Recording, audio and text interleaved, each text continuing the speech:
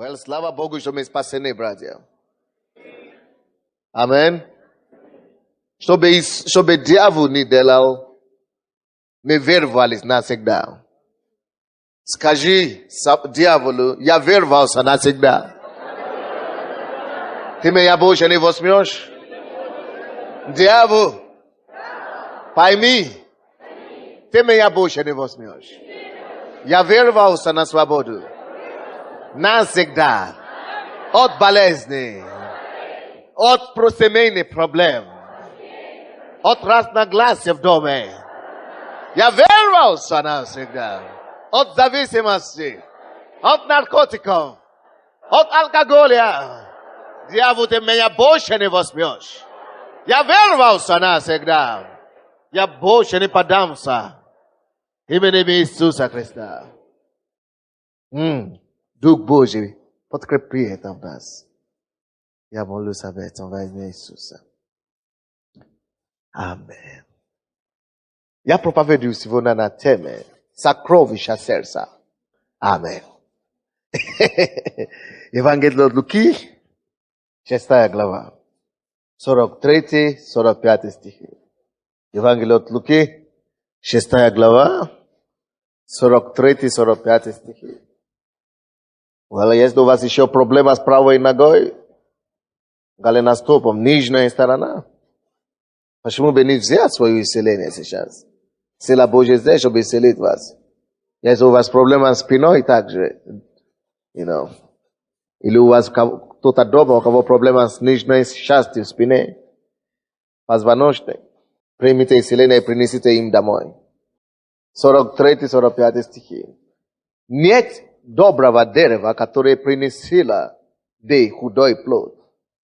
И нет худого дерева, которое приносило бы плод добрый. Ибо всякое дерево познается по плоду своему. Потому что не собирают смаков с терновника. И не снимают винограда кустарника.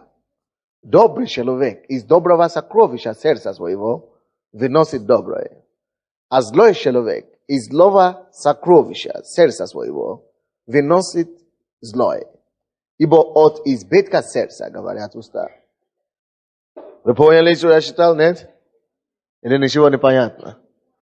Здесь речь идет о сокровище. Библия говорит здесь, нет доброго дерева, которое приносило бы худой плод. И нет худого дерева, которое приносило бы плод добрый. Ибо всякое дерево познается по плоду своему. Потому что не собирают смаков с терновника. То же самое сказать, что не собирают яблоки. Этого откуда? Терновника. Не собирают яблоки с терновника. Вы видели, вы знаете, что такое терновник? Вы знаете, что это такое? Вы когда увидели, чтобы плод там было, что кушать? Потому что это плохое дерево. Терновник – это плохое дерево. Поэтому вы никогда не нашли там яблоко. Если вы нашли яблоко когда-нибудь, я вам подскажу, откуда вы нашли. Вы нашли яблоко только у яблони. Аминь. Это то, что говорится. Потому что доброе дерево приносит только добрый плод. Но никогда не бывает, чтобы доброе было дерево само по себе, а плод у него был плохой. Чтобы он принес, допустим, какой-то яд. Не бывает.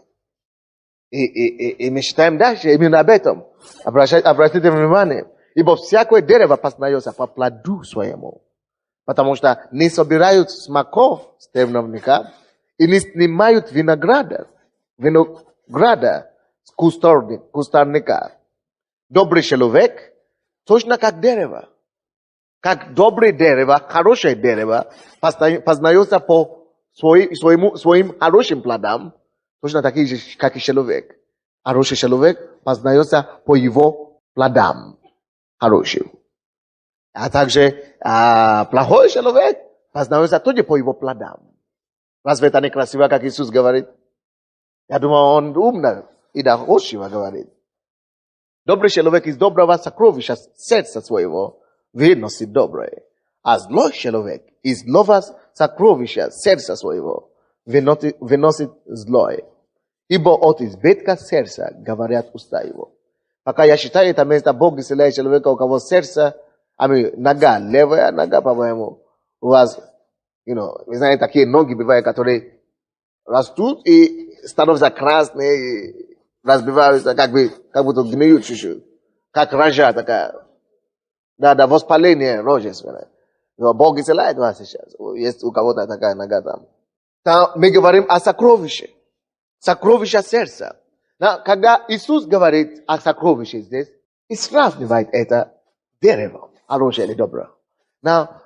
Вообще-то мы говорим о сокровище по-другому. Вы заметили? В основном, когда мы говорим о сокровище, мы думаем о своей серьге. Когда мы говорим о сокровище, обычно мы думаем о, цепочке. И мы говорим, когда мы думаем о сокровище, мы думаем о деньгах, о материальных вещах.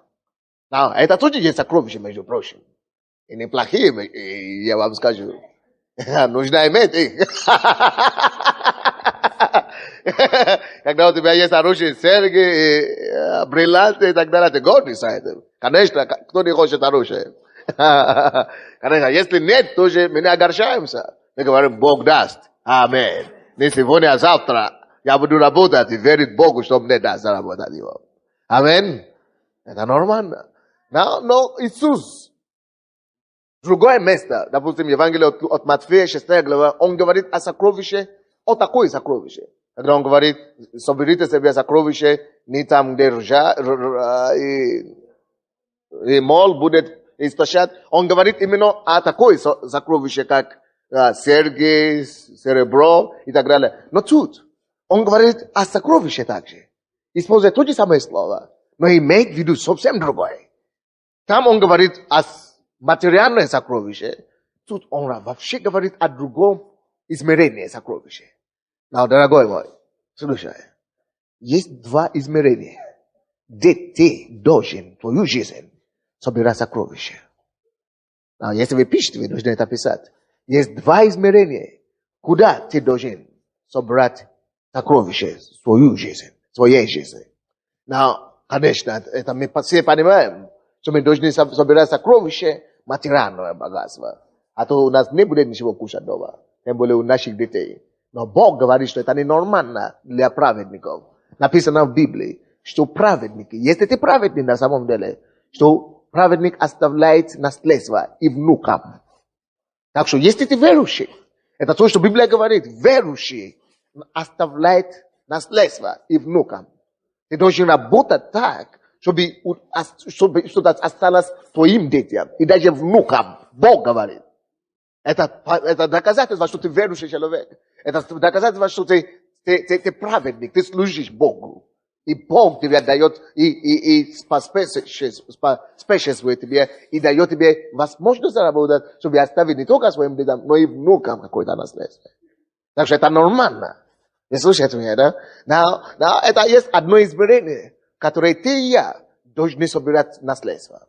Но кроме этого, Бог также говорит о другом измерении, где мы должны собирать наследство. Извините, я вернусь в первое измерение, потому что кто-то возмущается, кто-то говорит, а что мне надо?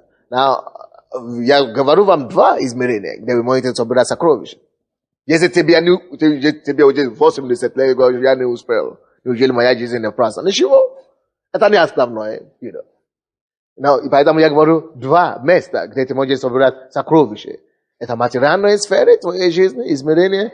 И есть другое измерение. Если ты не успел там, в принципе, каждый нормальный верующий должен успевать там и там. Но если ты не успел там, ты уже постарел, ты думаешь, я уже опоздал, но не огорчайся. Есть другое. Где место, другое измерение, куда ты можешь собрать сокровища для твоих детей и твоих внуков.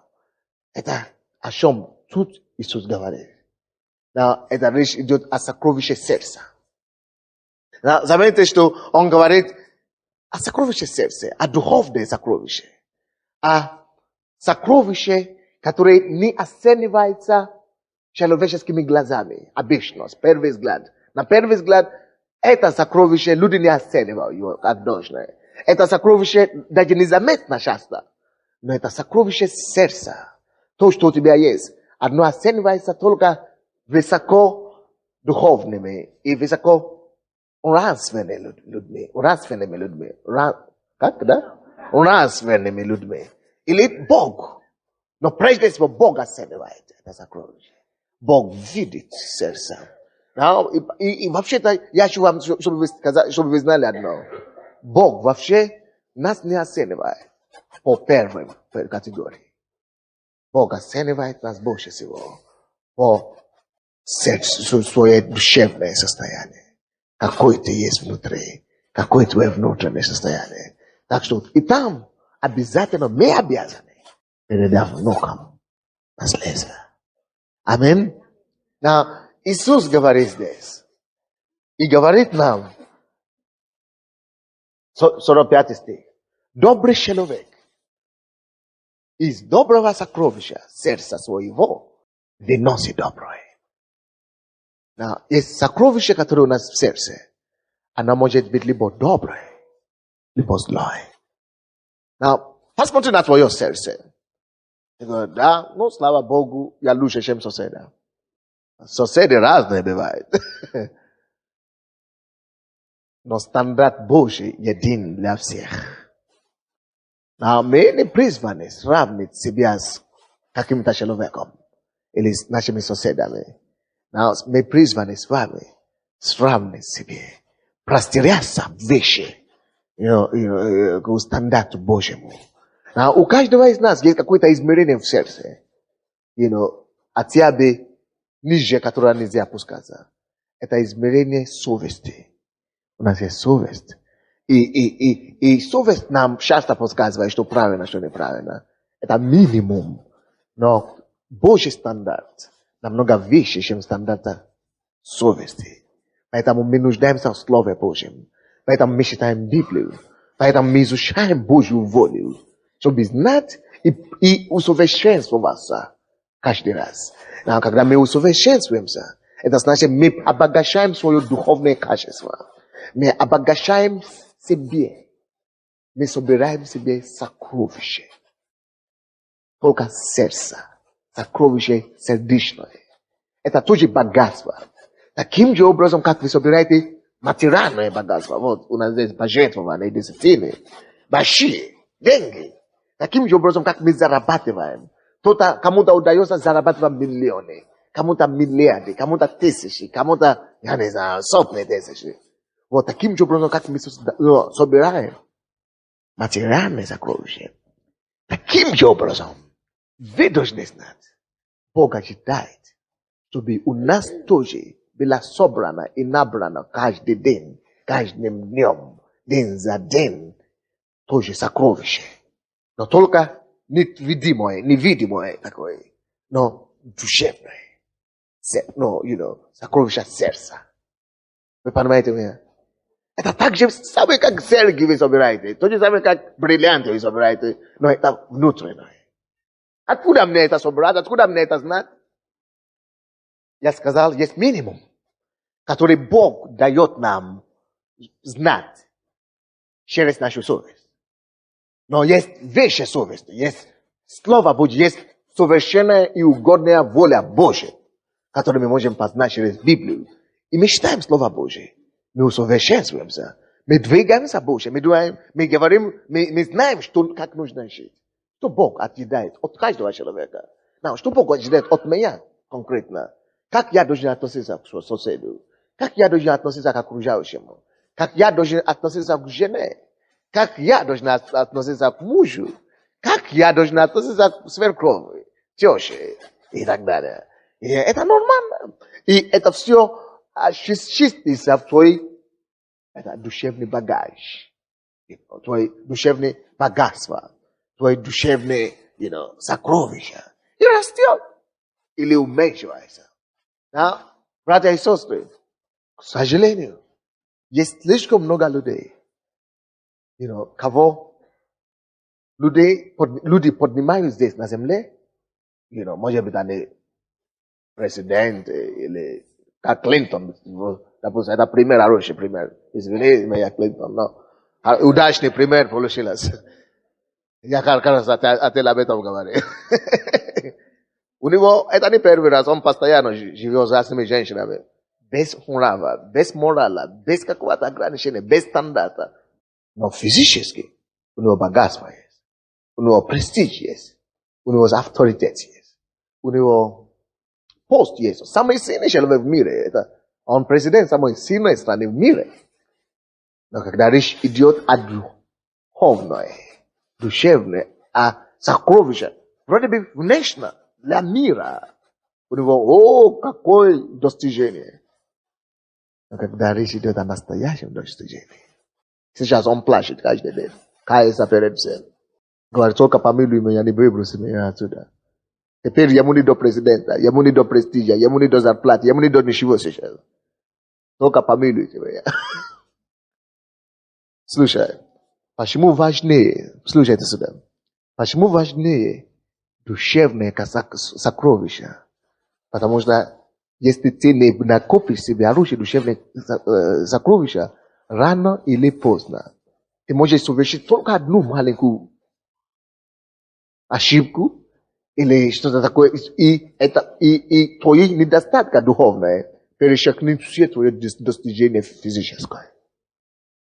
То есть, из-за нехватки сокровища сердца может сгореть все сокровище вечное, то есть земное.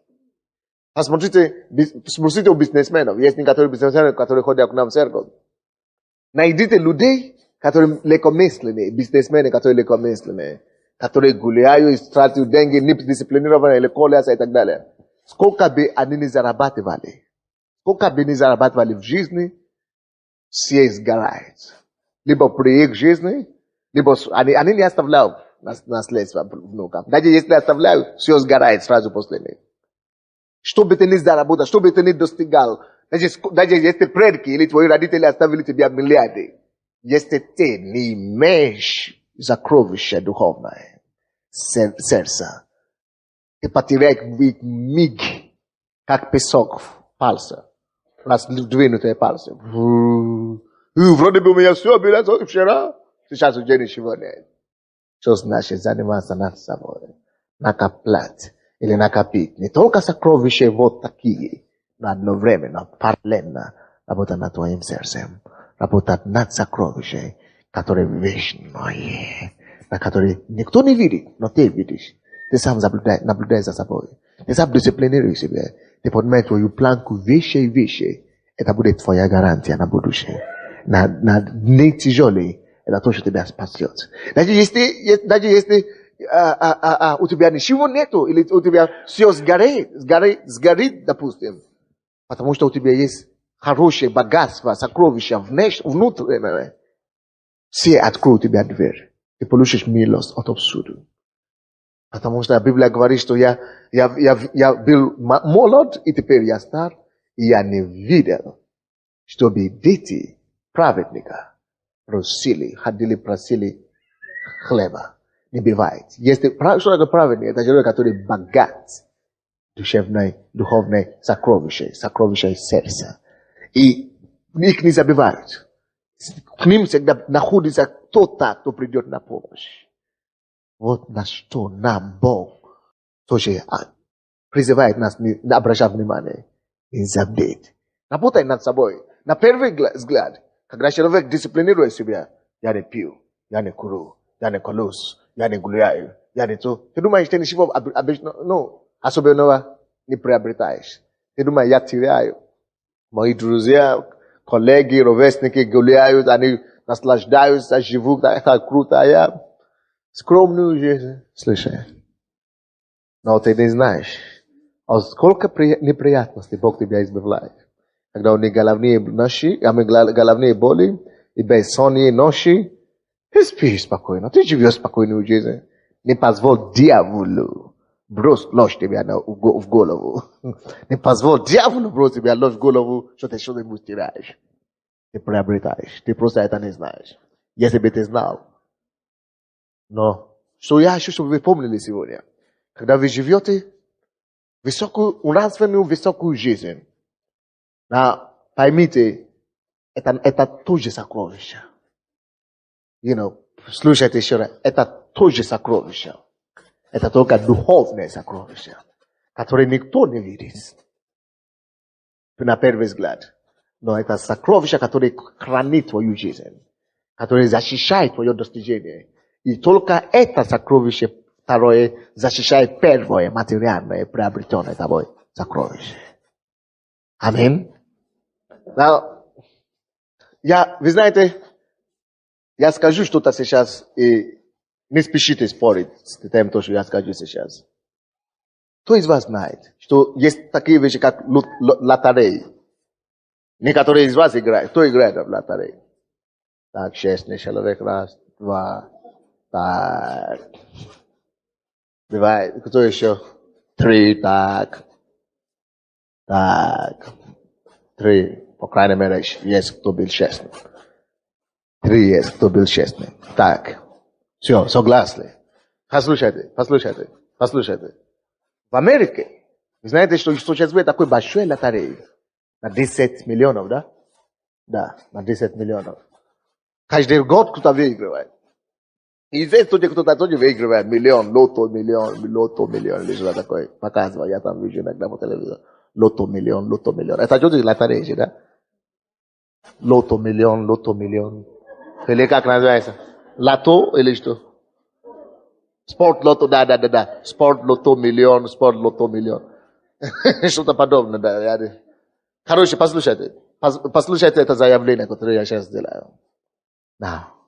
Люди, которые выигрывают лотереи, на самом деле, даже если они выигрывают 100 миллионов, они не успешные люди.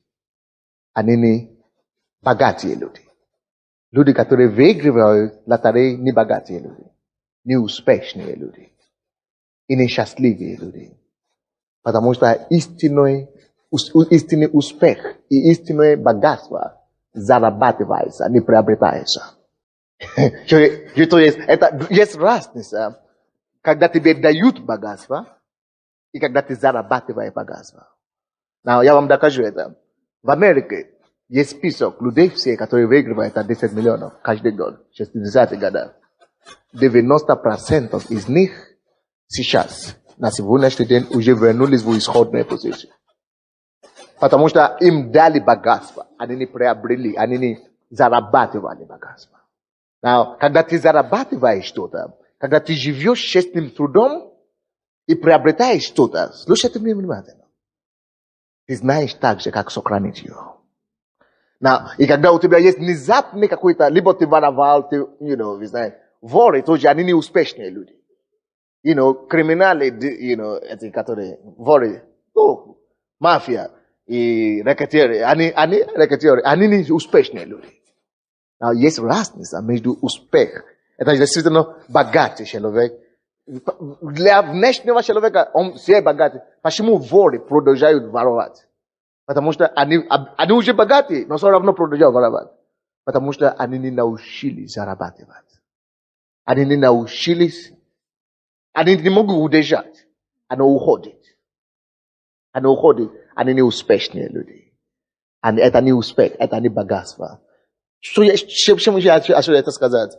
Люди, которые зарабатывали деньги, они знают, как они дошли до этого. Если они упадут сегодня, они начнут с нуля и добьются все равно. В них заложен успех. Они есть успех сами по себе. Не их деньги делают их успешными, они сами успех. Когда человек действительно по-настоящему успешный, слушайте меня внимательно, он работает в двух фронтах. Он работает со стороны богатства внешние такие, но он тоже добрый внутри. Он набрал сокровища. Он знает принципы духовные, под которыми он строит свою жизнь. У него есть какие-то ценности, стандарты. Люди, которые только воруют все,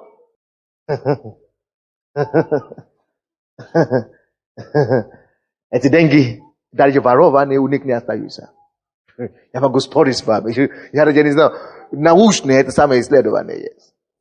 Вы знаете, Поэтому, когда мы живем, мы не просто живем, чтобы что-то нам попало в руки. Поэтому я не люблю попрошайнейших.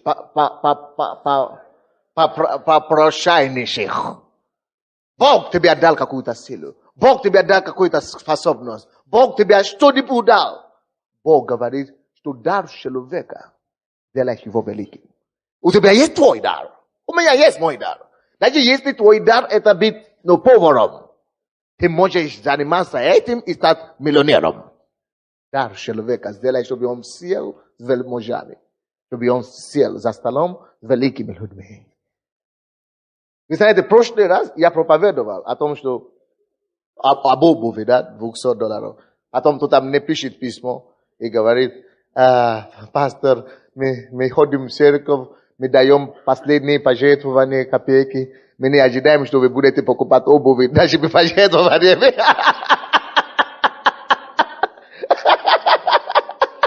Я говорю, если бы вы знали. Не делайте вы обуви или пожертвования. Now, дело в другом.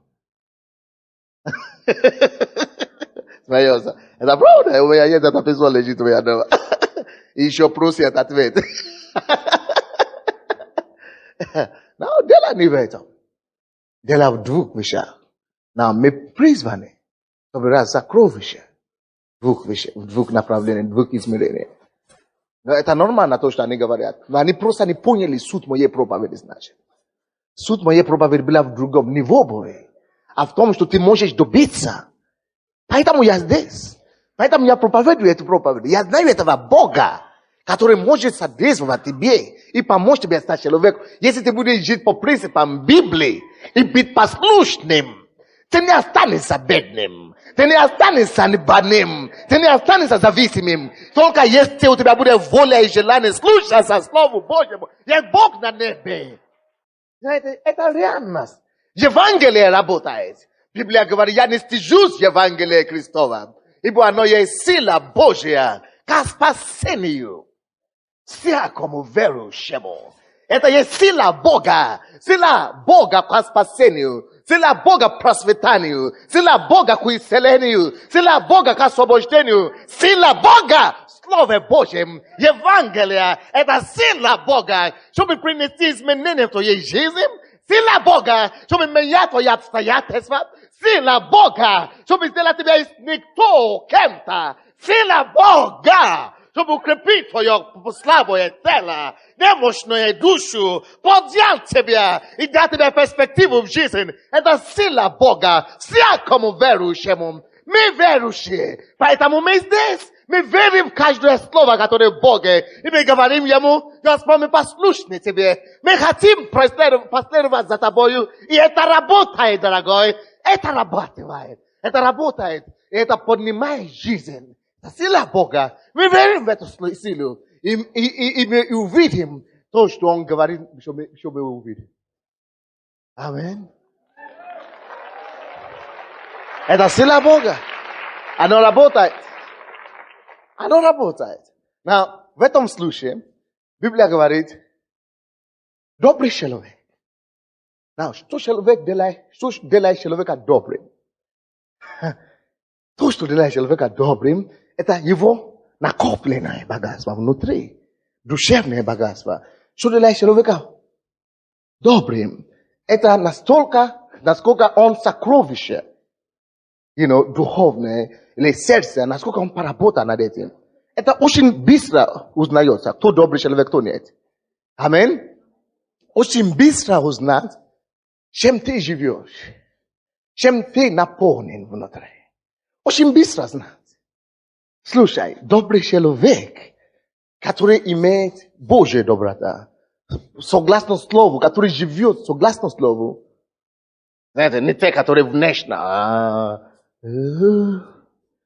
Извините, не курю, не ношу косметику, не делаю прическу, не ношу галстуки. Не. Я имею в виду, которые по Библии добрые. По библейски добрые. Доброго человека не тяжело знать. И слушай, вы можете ли вы представить себе, что добрый человек страдает, и никто не приходит ему на помощь? Не может быть, добрый человек притягивает тоже добрых людей. Добрый, его доброта. Даже если все забыли его, даже если все покинули его, Бог, который видит сокрытое, подведет помощь к нему с той поры или с той точки, откуда никто не ожидал. Потому что Библия говорит, что Бог не забывает добрых. Бог не забывает добрых людей. Это богатство, потому что он богат на самом деле. Слушай, добрый человек, не бедный. Он богат только сокровища из сердца. Он богат на самом деле. Добрый человек, он не бедный. Написано, из доброго, потому что добрый человек из доброго сокровища сердца своего выносит доброе. Выносит доброе. У него куча богатства там. И не заканчивается. Он выносит доброе. Слушай. Выносит доброе. Выносит доброе. Выносит доброе. Выносит доброе. А злой человек из злого сокровища сердца своего выносит злое. Ибо от избытка сердца, говорят уста. Братья и сестры, мы не были такие добрые, когда мы были в миру. Мы были добрыми, но эгоистическую оттенку. Но когда мы приходим к Богу, мы заметили, как Бог изменял нас. Бог меня изменил здорово. Я думал, Бог вас изменяет. Но всех нас Бог меняет. Это прекрасно. И мы не довольствуемся собой. Мы не говорим, я уже вот такой совершенный, я хороший, и я ни в чем не нуждаюсь. Now, Притчи 23:7. Притчи 23:7. Притчи 23:7. Вы нашли? Хорошее там место писали. 23:7.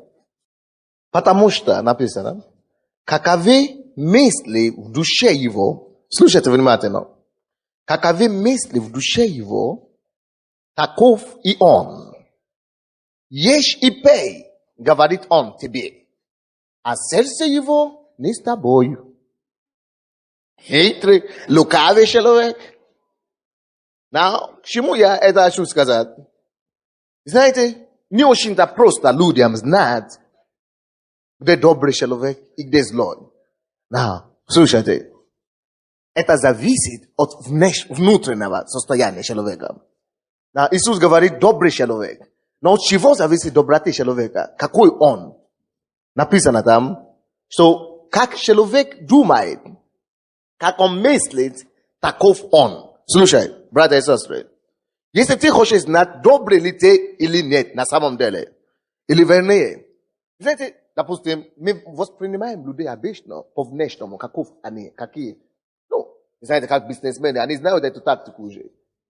Как однажды я подъехал к своему посольству, я был студентом, и я приехал с какими-то земляками, они тоже студенты, но они учились и занимались бизнесом однажды. И это хорошо, это. Но я приехал в посольство и видел, они на 600 Мерседеса подъехали. Боже мой. Я еще тут еле-еле заканчивал и стараюсь за красный диплом, а они тут уже Мерседесы ходят, ездят. Когда вообще они начали заниматься бизнесом, что уже в 600. А потом, когда они уехали, какие-то ребята, я начал возмущаться. Как это так? За 1-2 года они уже 600 зарабатывали. Все подряд по 600.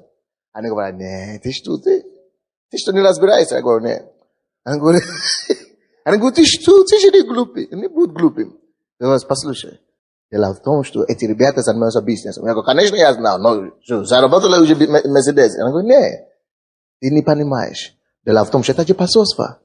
А посольство, есть украинские, русские бизнесмены, которые хотят заниматься бизнесом в Нигерии. Вот, и есть бизнесмены в Нигерии, которые, через посольство люди выдают контракты, ищут контракты. А они должны приходить вот так. крутим, чтобы выглядеть. Ну, они поэтому нанимают, да, за, да, $100 и так далее.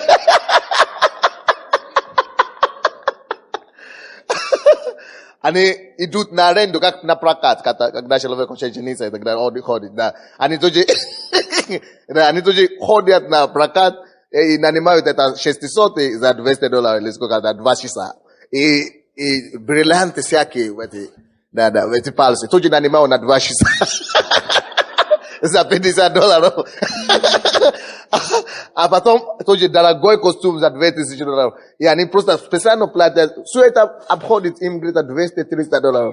А потом они приезжают вот такими большие, крутые. Я говорю, да, это мой Мерседес, там, посмотри, ждет внизу, с моим водителем. Это с проката он брал. Короче, да. К чему я склонюсь? Слушайте, я имею в виду, что если ты такой тоже бизнесмен, который только принимает, что да, он серьезный, крутой бизнесмен, может с ним иметь дело. Ты проиграл. Ты вылетел, ты пролетел, как мы говорим. Пролетел, короче. Почему? Потому что нельзя человека оценить по внешним данным. Не слушайте меня. Нельзя человека оценить только по внешним. Как он выглядит, хорошо нарисовал себе, хорошо, и здесь тоже ты думаешь, что хорошо. Это, конечно, хорошо. Но лучше, братья и сестры, чтобы у нас было и внешне все в порядке, но внутри тоже, чтобы соответствовало. Вы слушаете меня, да? Вот почему в этом месте Писания 23:7, да, написано, что человек на самом деле, каков он? Как он выглядит? Нет. Как он говорит? Нет. Вы знаете, что есть люди, слушайте, которые имеют в виду говорить одно, они, допустим, думают о тебе одно. Какая старуха, какая-то что-то... А тебе говорят, о, ты такая красивая, приятная. Вы знаете, есть такие люди. Есть такие. Да. Они думают о тебе одно, вообще говорят совсем другое. Да. А третьему говорят вообще третье тоже. Есть разные люди. Но откуда же тебе им не знать настоящий человек, какой он? Или даже, может быть, ты даже сам не знаешь, какой ты на самом деле. О. Поэтому притчи, это 23:7, написано, что если ты хочешь знать, каков человек, что человек такой, какой у него мысль, какие мысли у него внутри идет. Он сам же, ты же не видишь это, но это все у него варится там. Вот каков мысли у человека, таков он. Он говорит тебе, подойди сюда, ешь и сюда, там. Ешь и пей. А он говорит, что слушай, у тебя еще нету дома. Внутри себя. Почему ко мне приходит кушать и есть всякий раз? Вот что он имеет в виду, когда он говорит ешь. Поэтому ты не всегда можешь делать планы, потому что люди говорят. Да, потому что человек может одно делать и внешне, это самое другое. То есть внутреннее содержание. Поэтому каков человек? Таков. Теперь как же знать? Вопрос. Как же знать, какой настоящий человек? Если он такой обманщик, как мне знать, какой он? Две вещи надо. По 2 вещам можно знать, каков же человек на самом деле. Потому что написано, добрый человек из доброго сокровища выносит доброе.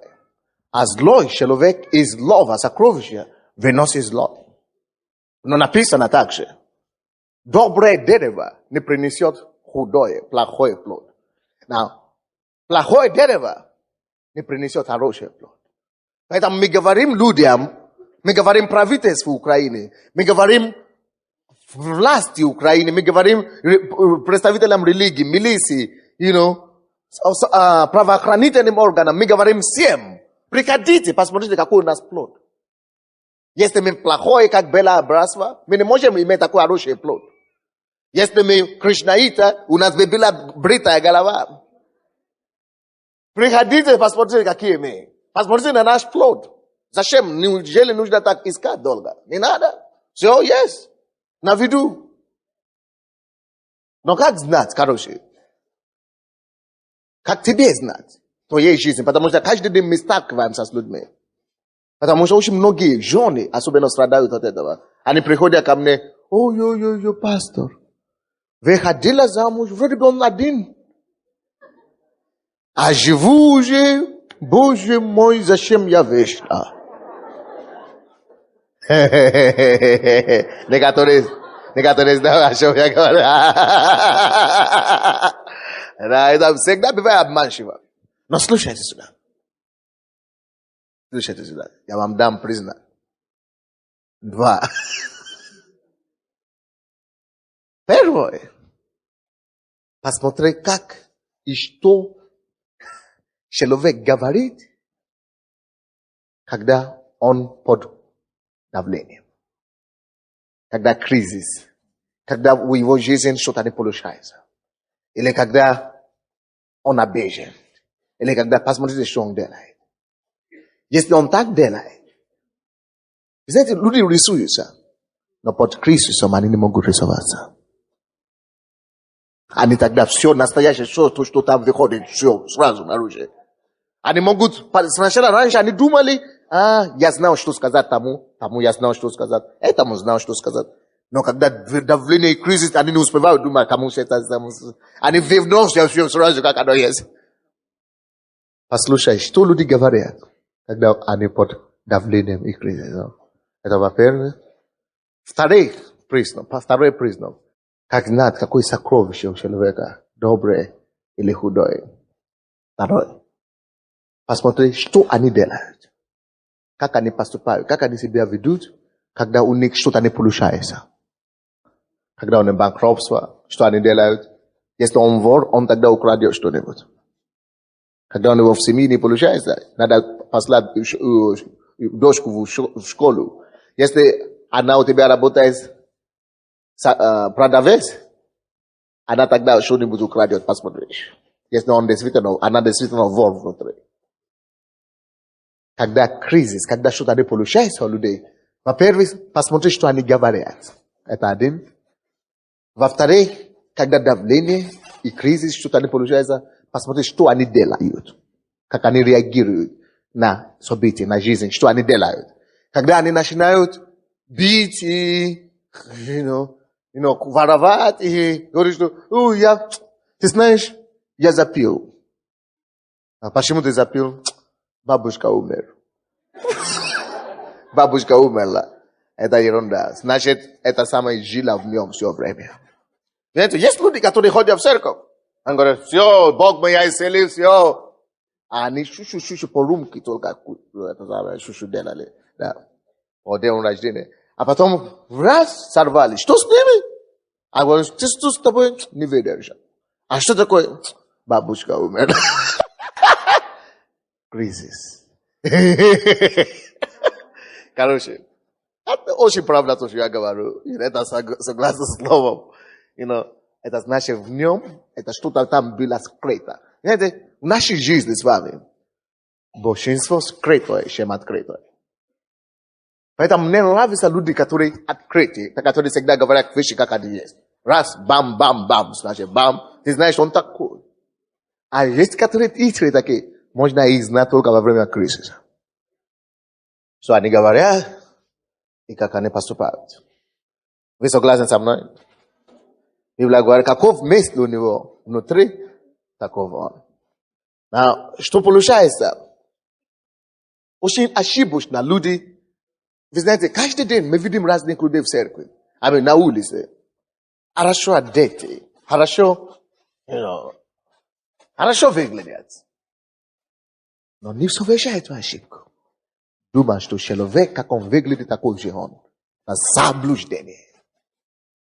Есть внутреннее. Мы выглядим, потому что мы накоплялись. То есть внешнее материальное сокровище. Это хорошо. Это неплохо. Это хорошо. Но внутреннее содержание можно только судить по внутреннему сокровищу сердца. Клинтон, хороший пример. Он всегда выглядит с женой. А когда доходит до дела, он ему не до этого. Да. Вот. Разница сокровища. Два сокровища. Можно по одной сокровище так выглядеть. Так что, если ты только...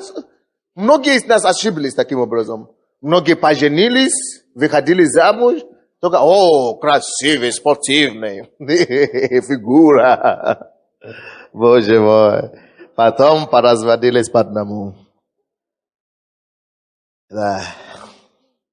Знаете, часто так бывает. Давайте откроем, я вам еще одно место покажу. От Матфея 23. От Матфея 23. 25 по 28 стихи. 25 по 28 стихи. От Матфея 23. 25 по 28 стихи. Вы нашли, нет? Вот опасность, которая существует в тех людях, которые судят по внешним. Скажите своему соседу, не суди по внешним. По внешнему. Посмотрите внимательно. Алло, вы тут? Все, уже хватит. 25 стиха по 28. 25 по 28 стихи. Горе вам, книжники и фарисеи, лицемеры, что ощущаете внешность чаши и блюда, между тем, как внутри они полны хищения и неправды. Вы не поняли? То есть, то же самое, что люди, которые имеют сокровище, плохое сокровище, бедное сокровище внутри, это люди, которые как сосуда. Что толку? Ощущать, и чтобы блестело внешне сосуды, а внутри там гниет все. Суп прошлого месяца там лежит. Это борщ уже никуда не годится, Соняша. Ну что? Правильно. Куда годится такой суп? Борщ. Никуда. Это то, что говорится тут. Да. Что ощущаете внешность чаши и блюда, 25 стих, между тем, как внутри они полны хищения и неправды. Поэтому, даже если, я уже понял это давно, даже если у меня есть искушение, я не позволяю себе искушаться от мирских женщин. Я даже не думаю об этом. Потому что нечего там искушаться. Я знал, что там все гниется внутри. Но пахнет это самое, смердит, короче. Поэтому я не могу понять крестьяне, женщины, которые выходят или спят с этими мирскими мужчинами или наоборот. Это не стоит. Слишком грязно. Если ты верующий, приведи своего партнера к Богу. Ну, конечно, если вы муж и жена, Библия говорит, муж очищает жену и жена очищает мужа. Это другое дело. Но я имею в виду вообще те, которые не женаты, ничего. Так, дальше говорится, 26 стих.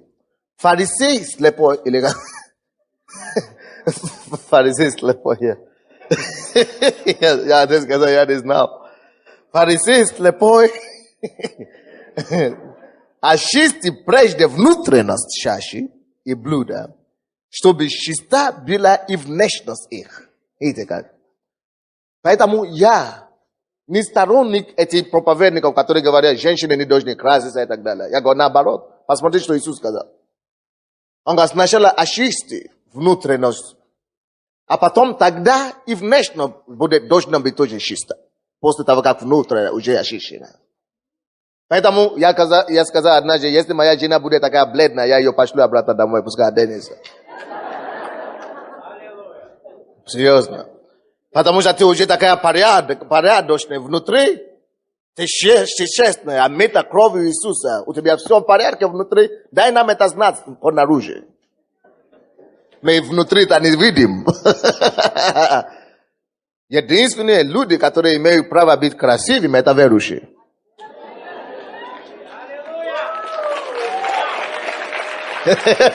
Правильно. Правильно, да? Потому что внутри уже чисто. Ты уже никого не обманываешь. Поэтому давайте делаем себе порядок сегодня закон. То если не приходите больше в церковь таким образом, приведите себя в порядок. Оденьте лучше костюм. Оденьте лучше прическу. Это мираг или как называется? Парик и что-нибудь. Конечно. Некоторые из вас, вы лучше ходите на свадьбу, чем в церковь.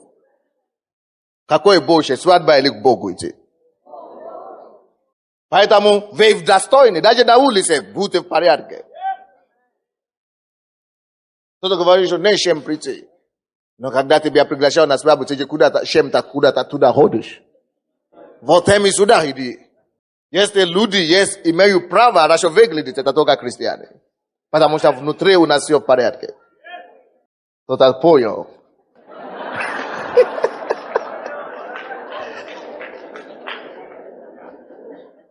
Двадцать 27 стих. Горе вам, книжники и фарисеи. Да, и фарисеи, лицемеры, что уподобляетесь окрашенным гробам, которые снаружи кажутся красивыми, а внутри полны костей мертвых и всякой нечистоты. Видите, что Иисус говорит? Не обижайтесь, это Иисус сказал. Так и вы по наружности кажетесь людям праведными, а внутри исполнены лицемерия и беззакония. Поэтому, братья и сестры, хорошо быть в порядке внешне, но Бог уделяет всегда больше внимания сокровища сердца. Каков твое сердце? Какова сокровища твоего сердца? Работай над собой. Бог это видит. А те люди это не видят. Но тебя подведет однажды, если ты не работаешь над ним. Не слушайте меня. Давайте будем работать, это доброе дерево, которое приносит добрый плод. Давайте не будем доброе дерево, которое приносит плохой плод. Давайте живем так, чтобы наша жизнь соответствовала с тем, что мы говорим, исповедуем. Если ты христианин, не воровай с прилавки общественного универсама. Это общественно, это для всех. Кто тебе сказал? Должна быть сокровище, которое мы ценим, чем это внешние вещи. Пускай твоя жизнь будет в порядке. Пускай твоя жизнь докажет всем, что ты верующий. Не надо кого-то убедить в этом. Твое сокровище доброе приносит добрый плод. Аминь. Давайте последнее место Писания. Или предпоследнее, одно из двух. 4 глава Притчи. Притчи 4 глава. Притчи 4 глава. 20 по 23 стихи. Братья и сестры, никто не рожден плохим сердцем. Или с плохой сокровищем сердца. Никто не рожден так. Мы все рождены одинаковые в этом направлении. Если по сокровищу внешнему, материальным, да, кто-то родился в богатой семье, кто-то в бедной. Но речь идет о другое сокровище, внутреннее. Мы родились все одинаковые. Мы родились все с грехом Адама. Мы не имеем преимущества перед кем. Все родились одинаковые. Верующие семьи, неверующие семьи родились сокровище. Совесть есть внутри. И совесть должна быть как путеводитель, который тебя показывает. Нет. А потом мы познакомимся с Богом. И мы можем подвести свою жизнь в порядок. Но каждый из нас несет ответственность, чтобы сохранить свое сердце перед Богом. Сохранить свое сердце. Поэтому давайте посмотрим отсюда. 4 глава, 20 стиха. Посмотрите, 20 стиха. Сын мой, Бог говорит нам, дочка моя или сын мой, словам моим внимай, и к речам моим преклони ухо твое. О чем это говорится нам? Слово Божье – это лучший способ, как иметь доброе сокровище сердца. Вы слушаете меня, братья и сестры? Слушайте сюда. Словам моим внимай, и к речам моим преклони ухо твое. Да не отходят они от глаз твоих. Храни их внутри сердца твоего. Храни Слово Божье внутри сердца твоего, и это есть сокровище. Это поднимает твое сокровище сердца. Потому что они, это слова Божьи, жизнь для того, кто нашел их. Давайте скажем, Слово Божье это жизнь для того, кто нашел их. И здравие для всего тела его. Аминь. 23 говорит, больше всего хранимого храни сердце твое, потому что из него источники жизни. Слушайте сюда. Я сказал вам, что есть два измерения, куда мы можем накоплять сокровища. Внешнее, материальное сокровище и внутреннее сокровище сердца. Но написано, слушайте, больше всего хранимого храни твое сердце. То есть, из двух сокровищ, какой из них мы должны хранить больше? Второе, сердце, сокровище сердца. Что это значит? Это значит, если у тебя будет достоинство сердца, братья и сестры, сокровища сердца, ты не приступишь некоторые законы божественные или человеческие, чтобы заработать себе сокровища внешнее. Ты имеешь стандарты, ты имеешь грани, ты знаешь Бога. Больше всего хранимого храни твое сердце, потому что это то, что тебя спасет. Это то, что тебя избавит от многих неприятностей. Допустим, когда вор ворует, он думает, что все в порядке, я хорошо живу, но дьявол ему не скажет, что однажды его поймут. И когда его поймают, он сидит в тюрьме на зоне. Он теряет все. Конфискация имущества. Еще и сидит. Потому что у него не было этого стержня, который могло бы его остановить. И не было сокровища сердца. Поэтому Бог говорит, больше всего хранимого храни сердце твоего. Но есть люди из нашей церкви здесь. Бизнесмены, которые жили в миру, они торговля, те, которые занимаются торговлей, они пришли к Богу в тюрьме. Вы знаете как? Они здесь занимались торговлей, все воровали государственное имущество и попали на зону. Только там они обнаружили, что не слышали. Они слышали Слово Божие, и они пришли к Богу. И какая разница? Разница была в том, что тогда они жили как все. Самое главное, сокровища материальное. Не обращали внимания на сокровища сердца. Но потом, слава Богу, что доходит до людей. Дошло до них, они покаялись там. Теперь они делали поправку. Есть одна женщина, которая свидетельствовала. Тогда я работала так, я думала, что хорошо жила. Теперь я еще больше зарабатываю с Богом, когда я Божий закон ставлю впереди. Сокровища сердца, это тебя спасет, поможет тебе набирать сокровища материальные больше и поможет тебе еще сохранить свою жизнь. Больше всего хранимого храни сердце твое, потому что это есть жизнь для тебя и здравие для тела твоего. Сокровища сердца есть жизнь для тебя, есть жизнь для души твоей, есть жизнь для тебя и есть здравие для тела твоего. Аминь. Аминь. Одно место Писания еще. Быстренько. С Галатам. 5 глава. Я просто думал, надо за один раз закончить все. Последний раз. Без больше ничего не будет. 5 глава Галатам. Давайте посмотрим. 19 по 21 стихи. 19 по 21 стихи. Вы видите, не? Дела плоти известны. Вот что значит плохое дерево. Когда человек не живет по Слову Божьему, у него плохое дерево, плохое сокровище, он приносит какие плоды? Прелюбодеяние. Дела плоти известны. Они суд. Прелюбодеяние, блуд, нечистота, непотребство, идолослужение, волшебство, вражда, ссоры, зависть, гнев, распри, разногласие, соблазн, ереси, ненависти, убийство, пьянство, зависимость, бесчинство и тому подобное. Предваряю вас, как и прежде предварял, что поступающие так Царствие Божие не наследуют. А 21 стих говорит нам, 22 стих говорит, и 23 стих. Если вы живете по Слову Божьему, если вы живете вы собираете духовное сокровище сердца, что у вас будет? Плод же духа, любовь, радость. У вас будет любовь, у вас будет мир, у вас будет радость, у вас будет долготерпение, у вас будет благость, у вас будет милосердие, у вас будет вера, у вас будет кротость, у вас будет воздержание. Видите, что Бог дает? Какой результат? Тут же на лицо. Что значит набирать духовное сокровище сердца. Аминь. Давайте преклоним нашу голову. Скажи Богу: Господь, я хочу поставить свои приоритеты правильно. Я хочу поставить свои приоритеты правильно. Помоги мне, Господь, набирать сокровища сердца.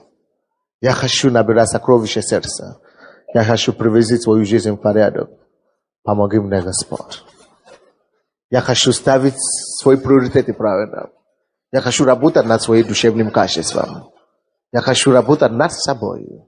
Я хочу работать над своим духовным качеством. Я хочу собирать богатство духовное тоже. Не только внешнее, но и материальное, и духовное. Сокровища сердца. Помоги мне, Господь. Поговорите с Богом. Твоя семейная жизнь, твоя жизнь на работе, транспорте, общественная жизнь, твоя жизнь в церкви, вообще твоя жизнь повседневная. Что, Господь, я хочу работать над собой. Помоги мне улучшиться, жить по Твоему слову, послушаться Тебе, повиноваться Тебе и соблюдать Твое слово. Помоги мне, Господь. Во имя Иисуса Христа. Аминь. Я хочу помолиться тоже за нас, чтобы Бог нам помог набирать, знать приоритеты и набирать духовное богатство, чтобы мы не получились в расплох. Есть в то время, когда Господь проверит нас. Господь, я молюсь за моих братьев и сестер сегодня. Мы слышали Твое слово, чтобы иметь сокровище сердца. Я прошу, чтобы Ты помог нам набирать душевное и духовное качество. Дай нам, Господь, силу и благодать. Знать, где есть приоритеты. И ставить Тебя первым приоритетом своей жизни. Помоги нам, Господь, в этом. Просим Тебя об этом во имя Иисуса Христа. Аминь.